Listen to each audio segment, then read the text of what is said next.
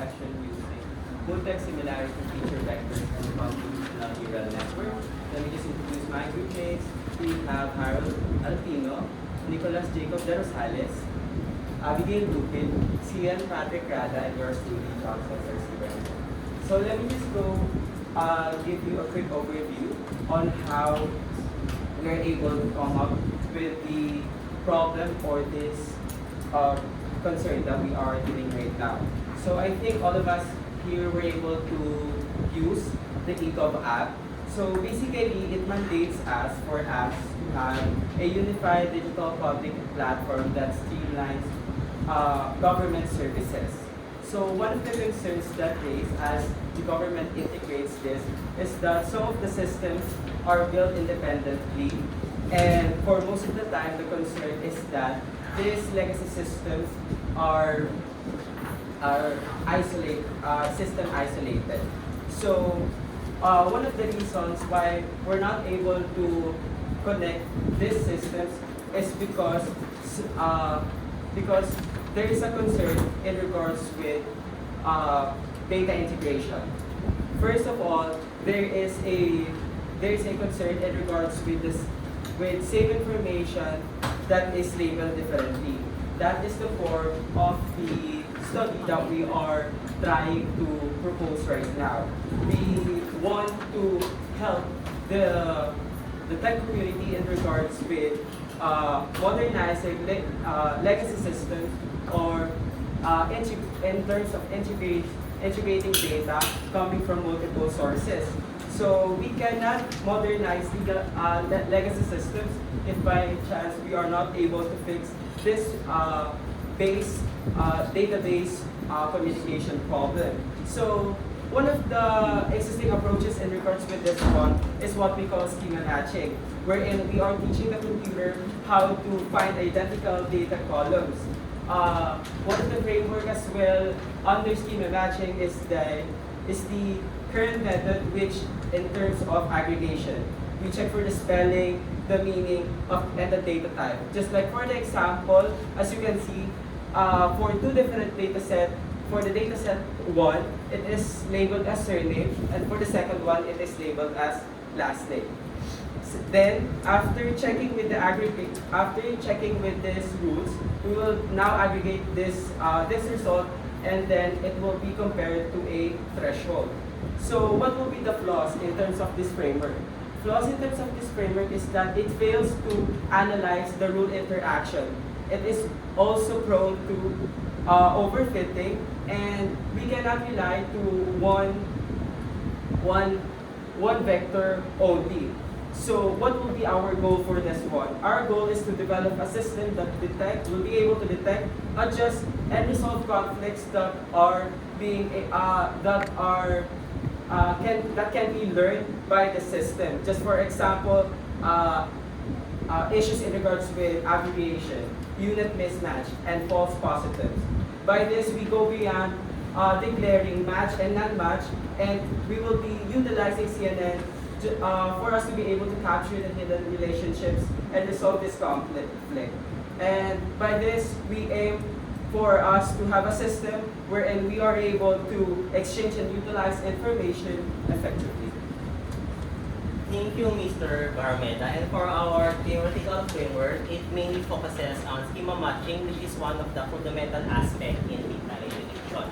So traditional methods usually rely only on one basis, such as data similarity or name type distribution, so which makes them prone to errors. Next slide, please.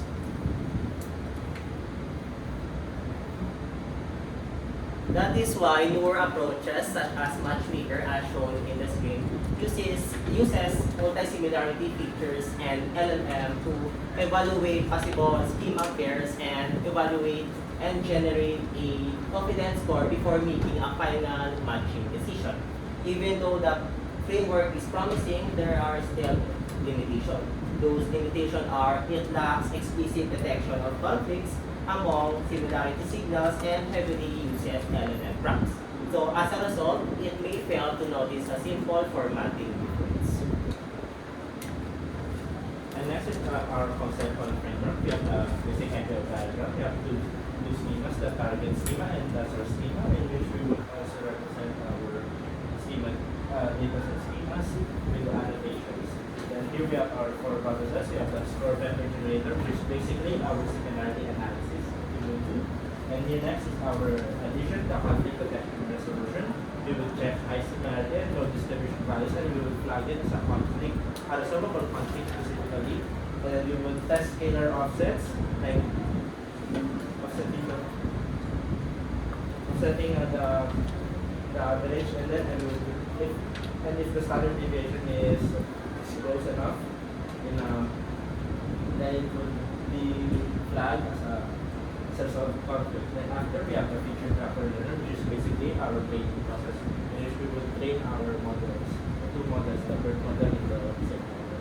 The next is the dual auto predictor, which just basically is our final decision maker, which is specifically our Taylor model, which will output merge decision, whether to merge the field pairs or not, and then a confidence score of combination. Thank you, Mr. Rada. And for the statement of the problem, it mainly focuses on developing a complete-aware schema matching framework that integrates heterogeneous dataset using multi-similarity feature vectors, conflict detection and resolution, and convolutional neural network-based classification model. So specifically, our study aims to determine first how effective the proposed schema matching framework in matching heterogeneous dataset. Next slide, please. And for the second, how well does the framework detect and resolve inconsistencies between schema elements such as name similarity, data type similarity, structural similarity, and distribution similarity conflicts. And lastly, how accurately does the framework identify mergeable schema relationship from heterogeneous datasets using multi-similarity vectors and conflict signals. All of these are measured in terms of its precision, recall, and endpoints. Now for the scope and limitations of our proposed study. So this study focuses on schema matching and conflict resolution using a CNN-based framework. So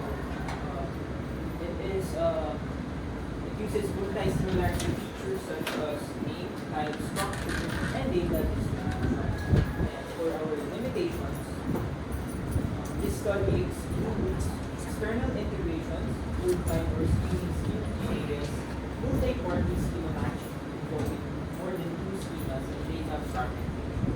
It focuses only on conflict resolution and schema matching.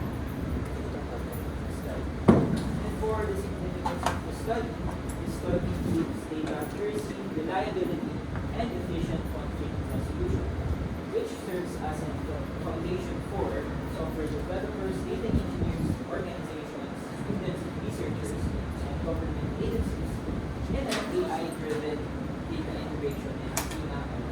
Performance is evaluated using precision we call F1 score for the students. Now let's dive into the related literatures and studies that guided us throughout the conceptualizing this proposed study. Next slide, please. So first, as we can see here, schema matching is the foundation for data integration, as stated in this study way back in 2001 and 2005, respectively by Gerstig and Halevi. So it supports interoperability between heterogeneous data sets, but the approach with this one is rule-based, similarity-based, and hybrid approaches, which by then, one of the concerns is that it has to be a manual setup and it heavily depends into human intervention. That for the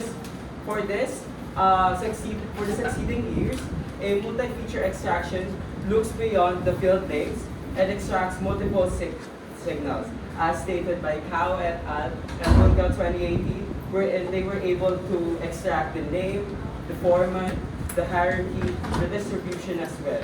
But when it comes to the lack of this study, they were able to identify that there are some concerns in regards to the simple aggregation and simply comparing it with the threshold. In reality, there is a need for a conflict detection as we cannot rely to basic checking for the similarity vector. So for this one, given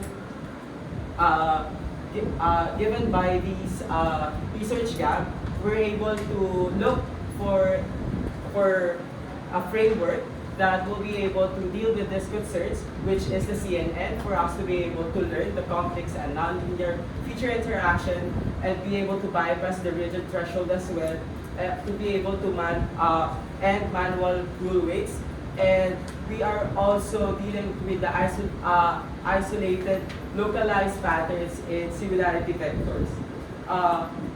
The research gap that was shown in the previous studies were listed as well, such as the aggregation-based schema matching, limited in terms of the conflict aware, and lack of automated as they rely on human intervention, separate confidence scoring, and inability to learn complex feature interaction, as stated on a study as well, and a review coming from CDAT 2025 and 2020.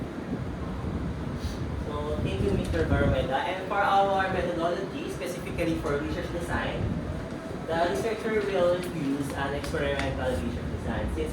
Then we're going to compare two methods. Those methods are first the baseline schema matching method, and for the second, our converge conflict our framework, which is also our independent variable. And for the dependent variable, this is where we perform the two methods and show which one is better in terms of their schema matching, conflict detection and resolution, and variable relationship classification.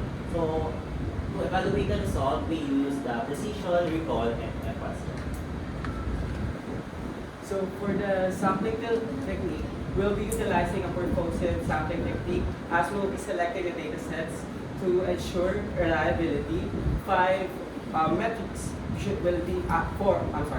Four metrics will be the basis for selecting the data sets.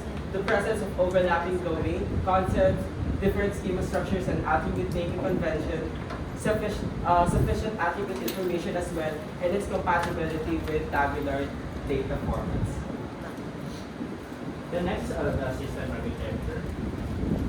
Here we have our full view of the system architecture. First of all, we will here we have the pre-processing and early calling. Here we would load the two databases and then do a power set of the schema only the field first. Here is the generating, and then we would pre-process it by normalizing values. Like for example, for the field names we would uncapitalize it, and for the values that have time zones like dates, we will normalize it into UTC-0. Then next, the similarity analysis will be done with four criteria. The name similarity, the field names, then the data type similarity, and then next is the structure similarity, and then the value distribution similarity. We can zoom in on the name similarity. We will tokenize the field names using the birth encoder, and finally we'll get total similarity score. And then we will put that back. And then next is the conflict. Before that, we would aggregate all this into a tuple score, and then concatenate it, and then finally we would use the conflict detection, which is our addition. And then we would check for high similarity and low distribution. If it has that criteria, then it will be flagged as a resolvable conflict. Then we will check if it is a scalar or an array vector data type. If it is, it would normalize the averages. Like for example, we would shift it linearly, and then we would check if after the shift we would recalculate the standard deviations of that, and then if it is on a certain criteria, then we would flag it as a resolved conflict, and then we would recalculate the distribution similarity with the new standard deviation.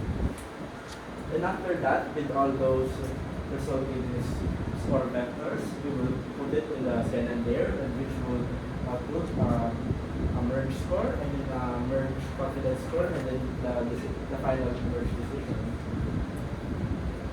Then next is our training architecture. First, we would we would train our model based on the field pairs. First, we would get the annotated data set, which is field pairs that are valid with all of the values within it.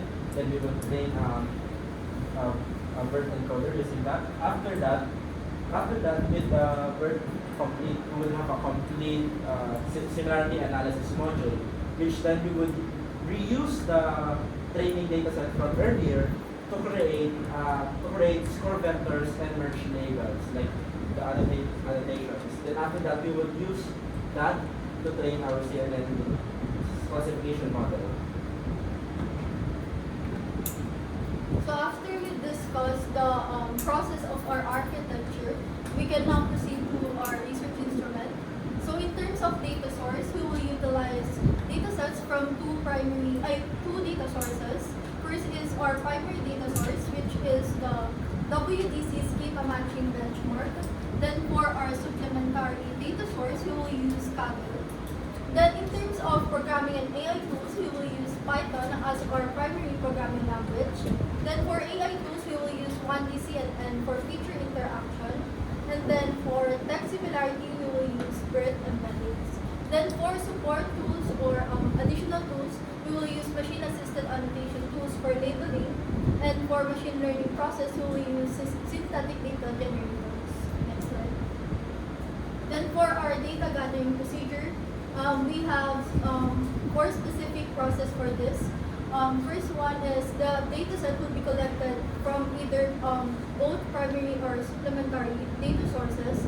Then after that, columns from different data sets will be paired to generate candidate field pairs. Then after that, text types, schema hierarchies, and distribution instances are isolated for analysis. And then lastly, after combining those metrics, the pairs are annotated whether the two schema pairs will match or non-match, or has a conflict, or if no schema is mergeable. Then for data analysis, the first framework performs cleaning and normalization for our heterogeneous data set, and then the attribute will be extracted. Then after that, after reprocessing, we will use the format metrics to analyze the similarity of that, which are the name, data type, structural, and distribution similarity. Then after that, multi-similarity feature vector generation. This is where similarity scores combined into feature vectors as well as conflict indicators included as our additional features. Then after that, this is where the CNN performs, wherein it analyzes feature interaction patterns and it determines whether the schema pairs are mergeable. And then after the CNN performs, this is where the output integrate, which are the merge decision and confidence coordination. Next is the statistical treatment, in which we would use the gold standard for schema matching, which is precision, recall, and score. The areas we would use now, those is the schema matching performance and conflict detection resolution, and the mergeable schema resolution relationship classification, which are CNN. Now let us head on to our model design. This is the dashboard of our schema matching system on Converge, and users can compare dataset A and dataset B. And users also can run matching, and also can monitor the detail panel and all conflict details in field match results. And now this is the database portion. This is where the user can see the dataset details, can view the uploaded files or uploaded datasets, and also it can review databases before running. For the results, this is where the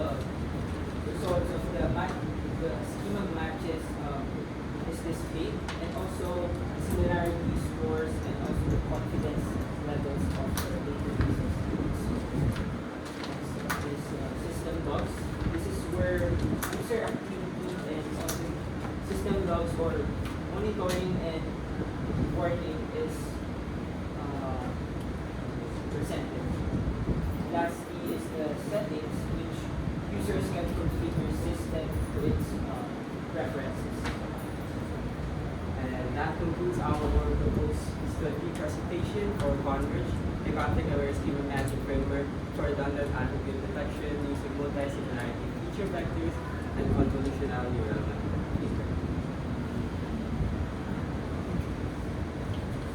So,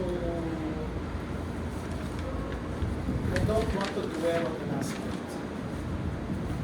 We're not just going to do a dashboard. Tama ba? Okay? So sige. Why did you choose these pieces? Well, predominantly, sir, we want to look for a field wherein if by any chance that we will be working on the pieces, it is something that needed in a day-to-day basis. Yes.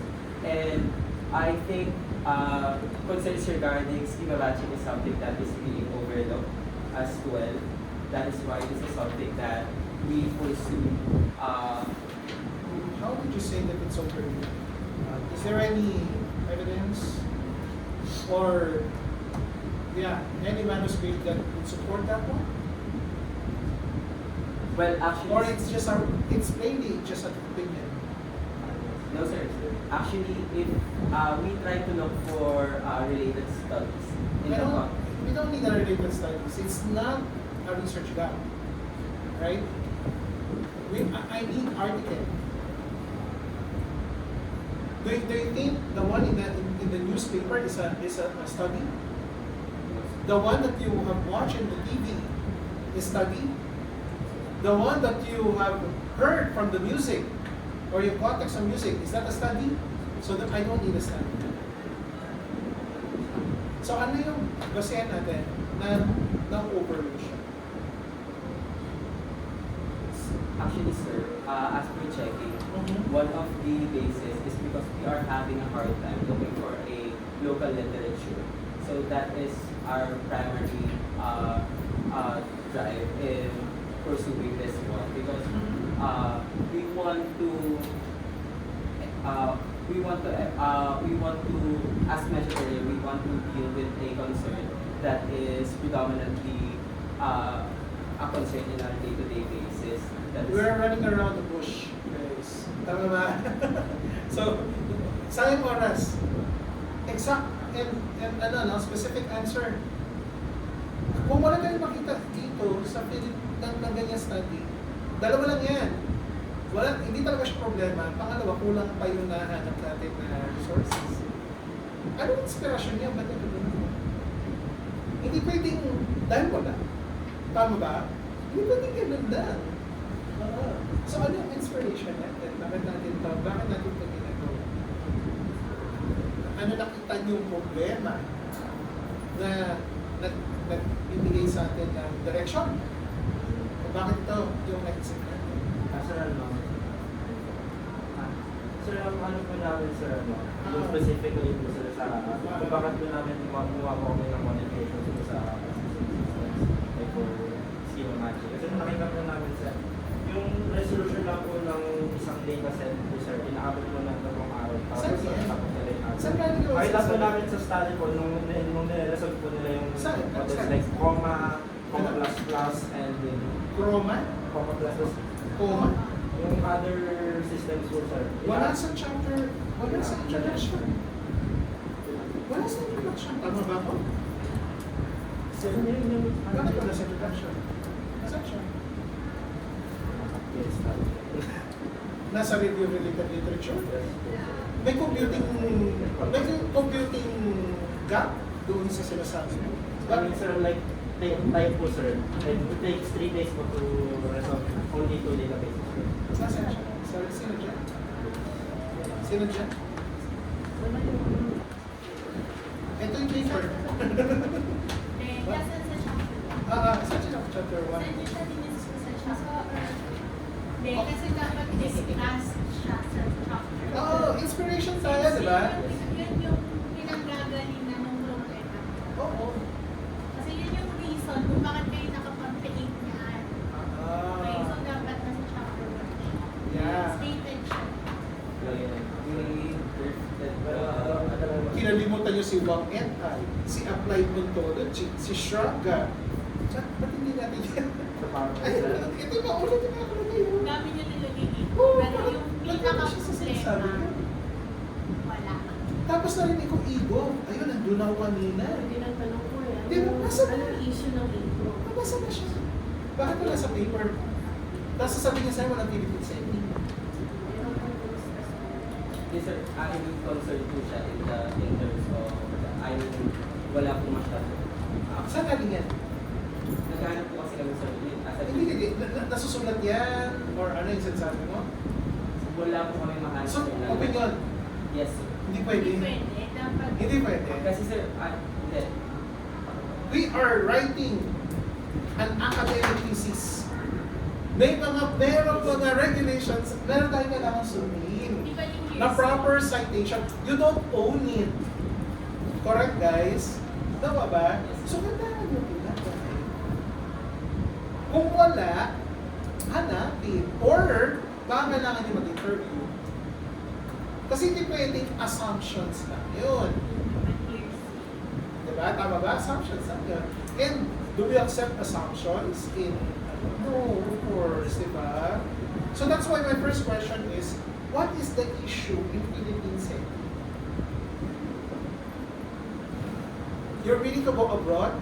If you're going to cite the problems in abroad, are you willing to test it abroad? Actually, sir, sa introduction part, I think there's a Philippine context. So that's What's that? Where's that? Second to the last po. Ano sila to the last? Pwede mo sign paragraph na there. Ano yan? Saan yan? In the Philippine context. Second to the last. Before Oh, that. ito. Addressing the gap. Okay. In the Philippines, where institutions and platforms often gather information from multiple heterogeneous when conflicts ambiguities are ignored, the system may produce incorrect correspondences that appears and pero bakit sa study ni Shaban? Sino si Shaban? Yung start na gano'n po. Filipino? Hindi, ano po? Filipino po. Fil- I mean, hindi ko. Ang tanong ko, Filipino siya. Sorry po. Relax lang yan. Okay. So, hindi ko po sure kung Filipino siya, but yung study po is about yung In the Philippine Philippines setting. Settings. Okay. So therefore, di ba dapat ito yung pinutulan natin? Tama ba ako? You should emphasize first. Oo. You know, in writing the introduction, you must have the inverted triangle format. The first part should be very impactful. Tama ba? Hanggang sa... Usually yung lang naman first step yung mag-start. Kasi ang problema, gusto mo ma-appreciate mo na bakit ito nagustuhan. Oh, sige. Simulan na natin. Ano ang, dyan sa study na yan, ni Shaban Najed, Najad, kung ano man ito. Okay. Ano yung pinapoint out yung problem?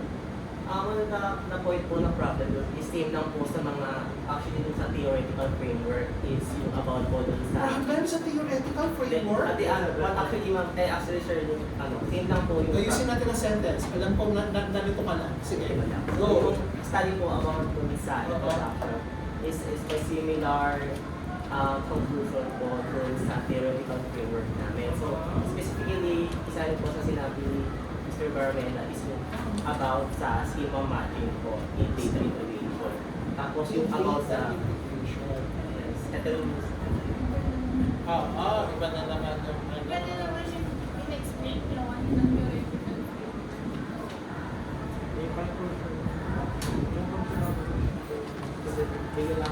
And actually, we explain po dun sa theoretical framework yung mga function or the algorithm po na ginamit po sa mismo architecture.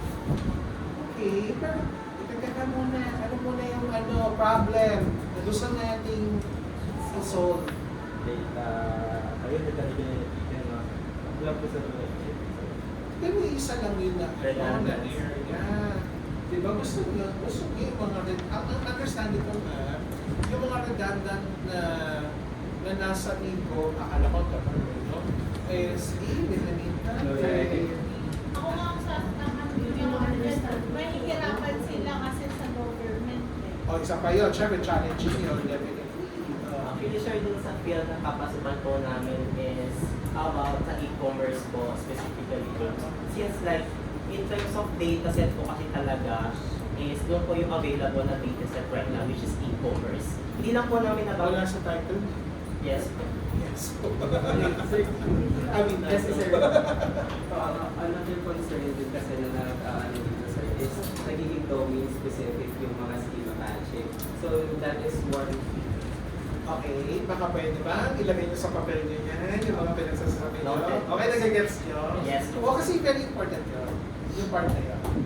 Okay, kasi yung iba, hindi mo na-appreciate, di ba? Kasi kailangan yung palabasin yung difficulty. Alright? Ako po. Noted po. Sige, ngayon, ito na. Magula-gula ako dito sa ano. Ano gusto natin gawin? So paano ang system nito? Gusto natin, anong end effect ng study? Right now po sir. I-identify ang mergeable scheme, mergeable fields po sa isang dalawang scheme. hindi yun ang title mo, ah. Ay, man. Yung Tama ba ako? Attribute detection, redundant attribute, ano na, yun ang gusto nyo gawin, eh. Tama ba ako? Yes po. Yes sir, but we need to check with the fields. Parang dito yung parang Ano challenge like, ito? yung sa field po sir, like i-check po muna yung like sa Database field, database field. Database field. For example, in the name similar, in terms of name similarity. sir. Okay lang yan. Okay na yan. Architecture na yan. Oh, wala pa tayo doon, guys. Oo. So definitely, ang gusto nyo gawin is redundant attribute detection. Sige, fine. Ang treatment nyo, multi-similarity feature vectors. Let me see CNN. Bakit tayo may CNN? Sir, ano po Bakit CNN ang napili? Sir, yung ano po namin pero talaga kailangan po lightweight. Ha? Yung medyo lightweight po yung napili. Light? Ano? Kasi po yung other, Lightweight. yung other yung options namin sir, ang bibigat po. However, anong strength ng CNN? Parang classification lang po sir namin namin. Ay, hindi ganun gusto-gusto lang yun, no? Tsaka nandito na po yun sa paper mo na CNN dapat or may study natin na mas better pag CNN. Because CNN is for images. Meron kayong 2D array na gagawin? 1D po kami sir. Oo. Eh, bakit tayo CNN? Bakit hindi? Tapos anong output ng CNN mo? Yung ano lang sir, dalawang Classification? Anong classification natin? Redundant or non-redundant? Yes lang po. Eh, parang logistic regression lang. Sir, mas maganda po sir. Oo, sabay Hindi. Hindi mo napapag-connect yung study ninyo na nakikita sa related literature na bakit siya? May nami-result kayo doon sa Kung ano yung nakita sa related literature, kung ano yung sinasabi ng best, okay. Kasi gusto Na machine learning or whatsoever, yun yung gagawin ninyo. Hindi CNN na secret lang kasi dapat nasa RRM siya. Ito yung gagamitin namin kasi diba? Kasi ito mas best na pinapakita yung result, nakita na ako yung dito mas okay ang percentage niya. oh, tama. May tama. Pangalawa, yung pa, na medyo weird lang siyang gamitin for a non-image or a non-2D input.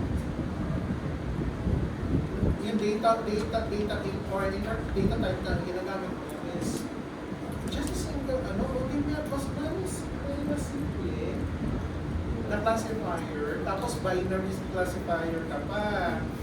Oh, overkill nga naman si CNN.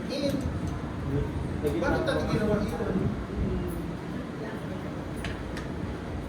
Sir, nung una po talaga sir, yung Dawan which we rolled out po yung Dawan system. statistical models po sir kasi po. First of Pero all, vector nyo talaga, gano'n lang, 1D lang siya talaga. May napakain si NN for yun. tample lang po sir na apat na squares lang po sir. Okay, may napakain na. Kasi yun yun eh.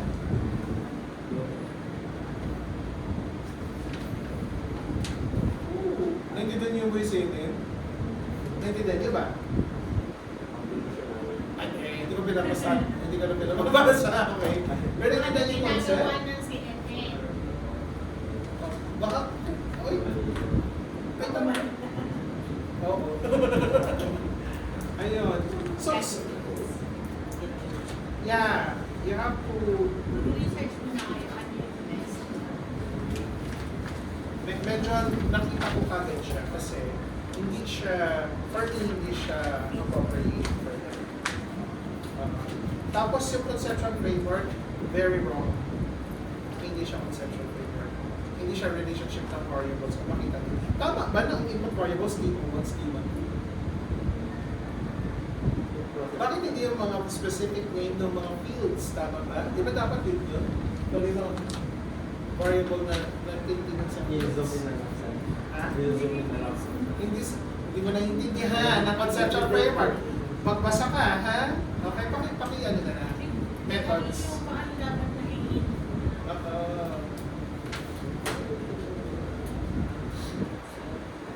Tapos, yung SOP natin. Sige, ito na, paulit-ulit na. Oo, bakit Bakit ang iitik niyo sa how the tama ba siya na tanong for a quantitative research? Can you quantify how? Definitely, we should examine. So ngayon, you have to reword that. Tapos, ano ba talaga ang treatment nyo? O sa CN, ano to? Isa-isa? Sa CNN? Yung pangalawa, Same lang po sir yung CNN base. oh, para saan yun? Bakit? O nga, hindi. Ito, in terms of, Detection po. Detection. Nakalin. So different parts po ng systematic detection po. hindi yan yung current study mo. Study mo, magde-detect ka ng, ano, di ba? Simple yan, guys, simple yan lang natin. Okay? Redundant attribute detection na tayo. Pero bakit, ano yan? Bakit kailangan natin yung ano? Ba't sinasagot natin yung question about schema matching, framework detected result, inconsistency between, bakit yan ay nandiyan? Tapos ano yung mga conflicts na yan? Similarity test. Yung like meron high low pero specific po sa amin yung high Hindi to paramihan ng SOP ha. Gusto ko i-correct yung notion na yan ha. Oo, baka na-pressure kayo sa ganito dahil gusto lagi tatlo. Lagi tatlo, minimum of 3, naku ko na yan. Pero, ano hindi rin kasi nag-make sense. O sige, balik ka sa 1. Sige, say natin. How effective, obviously you have to change that. The proposed CNN in terms of naiintindihan niyo ba yung tanong niyo?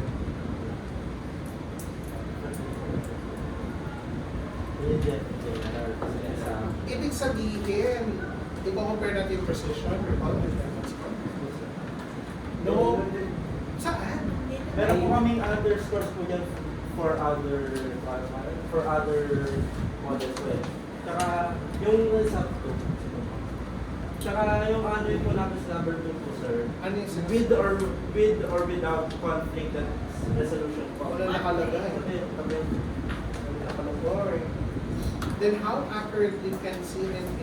So ito, i-measure natin yung precision recall and response score, di ba? Yan yun. Yung dalawa, yung isa, nagko-compare. Saan niya i-compare? Kapit na sa taas. Ano ang point of comparison mo? O how would you know the effective? Ano yung effectiveness na i-measure mo? Saan siya effective? Sir, effective in schema matching using it. Then we're comparing po the result. So ang title natin, schema matching, hindi Hindi sa pag-identify po ng mismo inconsistencies which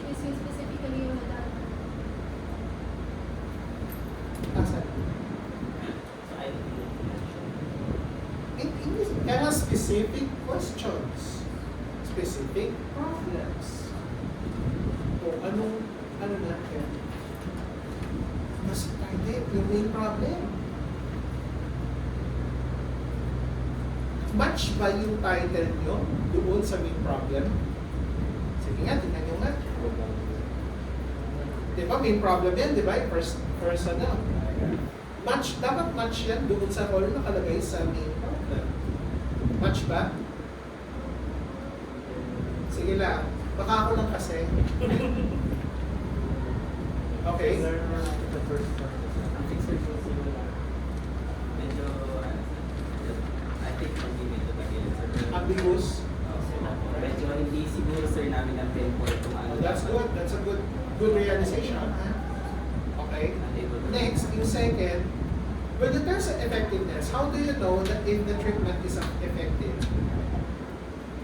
Sir, How would you know if a treatment is effective? In research, You will compare to round 2, sir. Which is you compare to round 2, sir. round 2. Tama. I like the term. Nasaan yung round 2? Yung annotation po namin. Balik tayo doon sa number 1. Where is the round 2? Sabi ko compare. Wala yung ano. Kasi ito ay treatment niya. Tama? Correct? So, paano mo malalaman na yung treatment is dalawang bagay, pre-test and post-test. Next is post-test only, all controlled and ground truth. Sige, I like the third. Okay?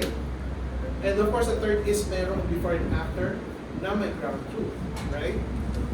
Those are informal research, experimental research techniques.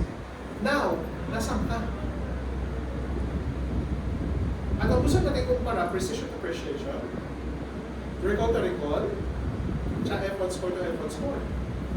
Correct? Would you mind answering the question, what is precision? What are we measuring in precision? Ano po, basis mo yan, but the formulas mo yan from Sige. from the completion matrix mo, sir. Ayoko na. Gusto ko, ano, kapag nakakuha ka ng 95% na precision, what does it mean? Dapat kaya interpret.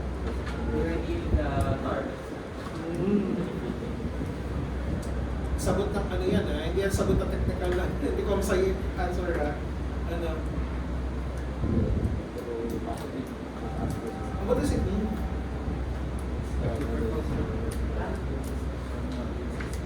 Nagde-detect ka, di ba? Tama ba ako? So, ano ibig sabihin ng precision? Na nakakuha niya. Ilan ang tama Tama po, sir. sa mga Mali. Sa mali to positive sa false positive. what does it mean? Ano ba ibig sabihin ng false positive? Yung result ko, positive, pero dito talaga, like, merge ko, pero sa totoo ko, dito talaga yung merge. Dapat. Yung first yun ko sa... Namali niya. Tama ba? Namali siya ng identification. So, ibig sabihin, ilan yung tama sa mga namali siyang tamaan. Nag-gets yung term, hindi ko, not necessarily tamaan na diba? Sinabi niya tama, pero mali pala, hindi pala dapat tama. O ano naman ang recall?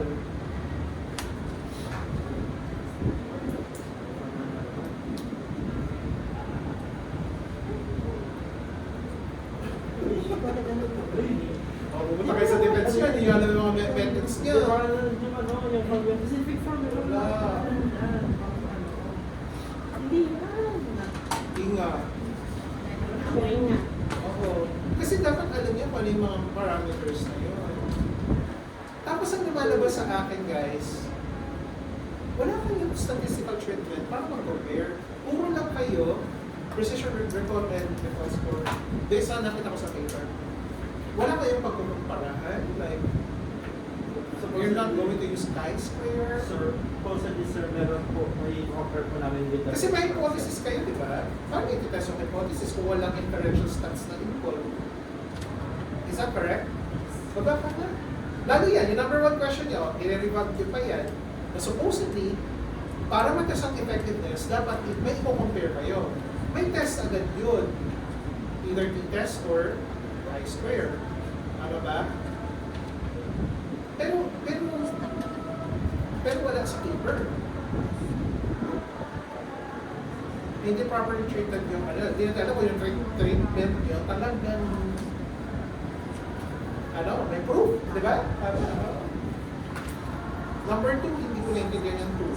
To what extent can CNN? Ano yun? Ano gusto niyo iso? Hanggang saang hangganan? Wow! Hindi tayo matatapos. That question is a case study research. Gusto niyo graduate? Yes. Dapat time-bounded ang question. Tama ba ako? To what extent? Paano kung hindi nyo mahanap ang extent na yun? Next year. Next year? The following year? Nakukuha niyo ba? So, dapat akma sa research design. 80 time-bounded yan for me. Paano niyo sasagutin? Pag hindi kaya sagutin, hindi na dapat nilalagay siya kasi bakit?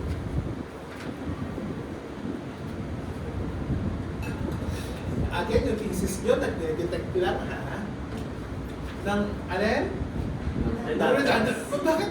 Bakit nakakatin dyan? Kasi eh, Ano? hinantin po namin sir based on the architecture per pack. I-check po namin per module po kung nag-work siya pa. Pero dapat, hindi to what extent. What is the performance of your system in terms of the functioning? Performance in detecting and resolving. Ano ba yung name similarity conflict? Ano ba yan? Is that an output? Yung po yung score po sir, kung low po yung Okay. Kasi per What are we detecting here? What? Yung output po yan po yung per sir. So yung compare yan po yung two strength. Question. Kailangan mo ba natin ipakita yun? Is it part of the study? Or obvious yun talagang kukumputin nyo on your side? Parang ganito. Kailangan ko bang ipakita natin sa transcript of records nyo kung anong achiwa nyo ng first year, second year, third year? Kung mag-graduate kayo, nalakuha nyo ba yung point na yun? Implicit na lang sir. Implicit, tingin ko. Design consideration. Kaya dapat part ng IPO nyo, IPO ba kayo? IPO, di ba? Is yung coding and design and coding ng kasi ayan, consider din. Makikita siya doon. Yan, hinginin yung mga farm parameters na yan. Pero score to, di ba? Ikaw compare pa ba natin yung score niya? Ay, ulitin ko. To test the effectiveness of a certain treatment, you have to compare. Ulitin ko.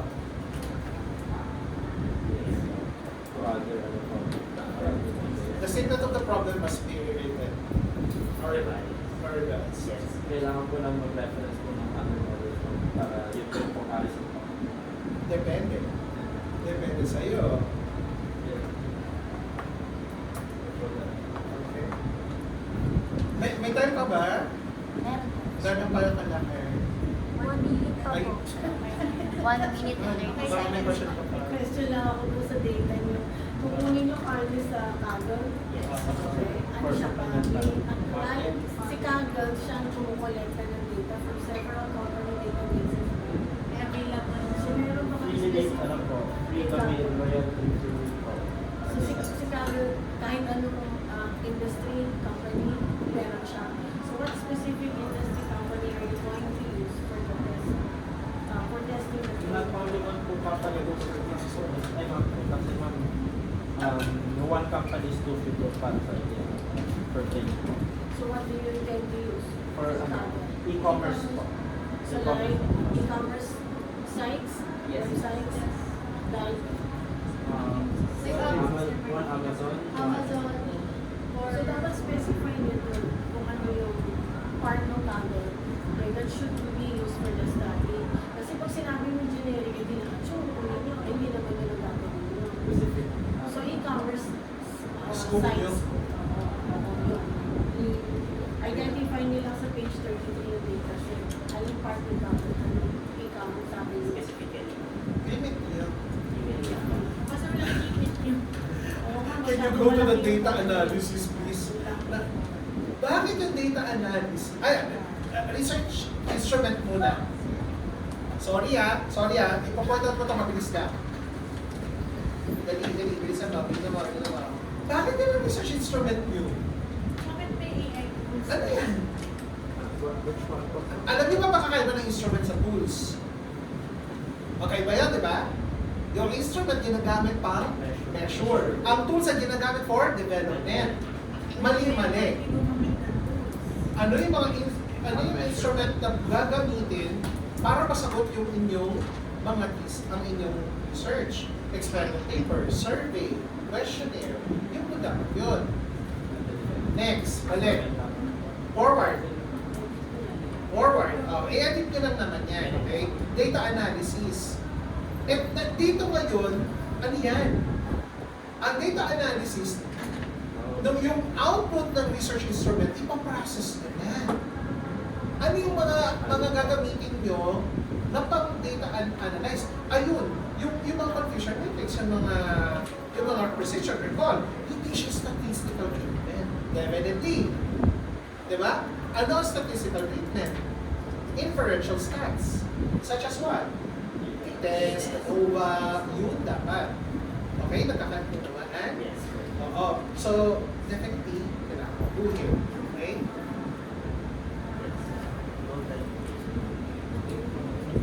Tapos, ayoko mag-focus kayo doon sa dashboard. Saan kayo mag-focus? Ano yung investigahan? Yung effectiveness ng detection. Doon tayo, nandoon ng computer science, ano. Pero, hindi ko pa nababasa yung chapter 2. Ano yung gap?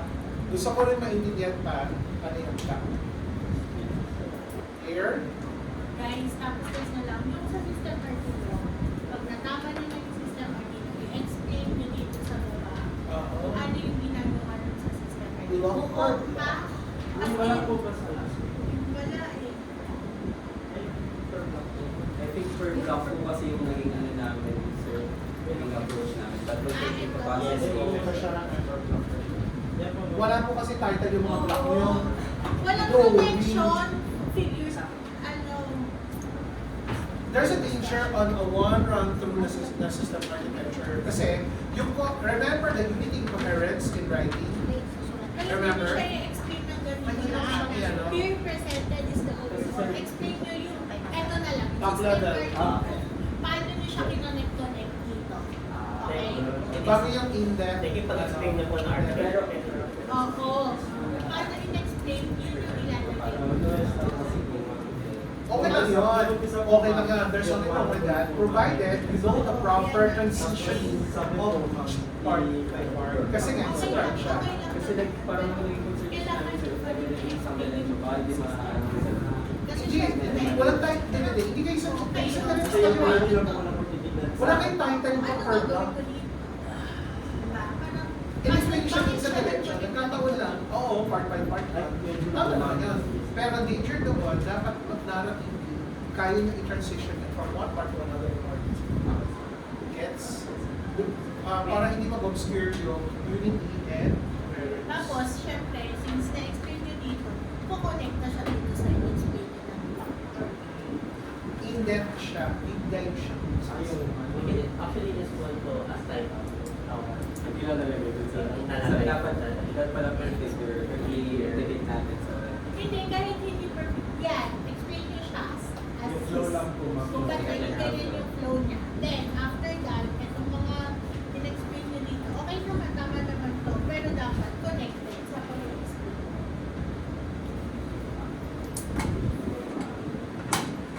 Kasi pag pinasa yung papel, bitin-bitin. Parang cut-cut. So parang maging more explicit kung mag-go sa business na